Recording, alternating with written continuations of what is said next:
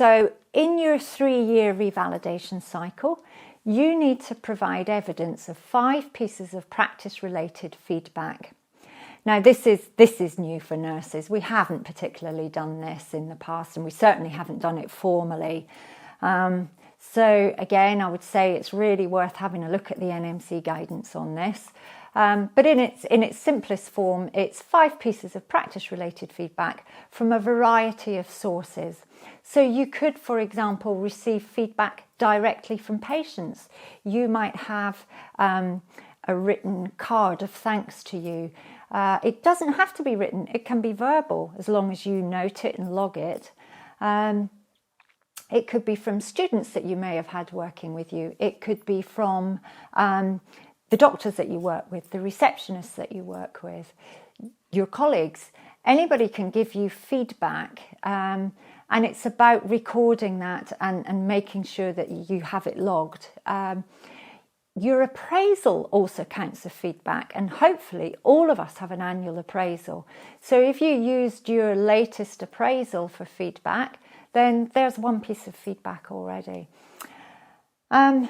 It can be individual or team feedback, but just remember to be conscious if you use a piece of team feedback that you can relate it directly to yourself and how you were involved in that specific event. And the specific impact that feedback had on your own practice. Feedback surveys, and 14 Fish will facilitate you doing a survey. So for the patient survey, you simply print off however many patients you want to use in your survey. You print them off. So for example, for myself, I did 10. So it's not a huge amount, and I think it would be very easy for us to look at our patient list that day and pick and choose the people that we wanted the receptionist to give the forms to.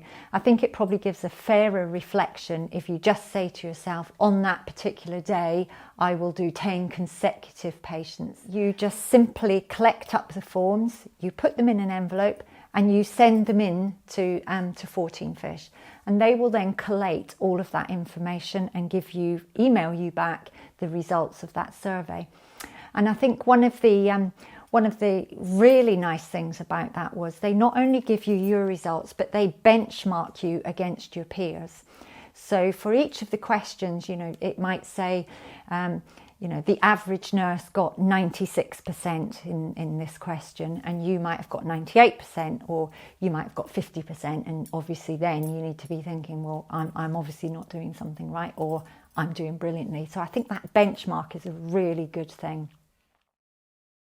Colleague feedback, I think a lot of people now do a 360 feedback for their appraisal, and this basically is just a slightly more formalised, slightly different version of that. And it's online.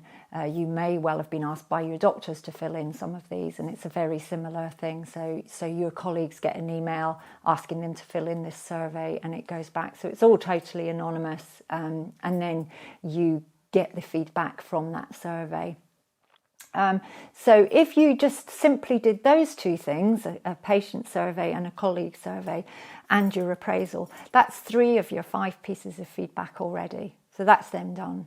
And then we all get cards, letters mentioned in dispatches from patients, and those can go in as your other pieces of feedback. You can have more pieces of feedback. You don't have to stick at 5. You can have more.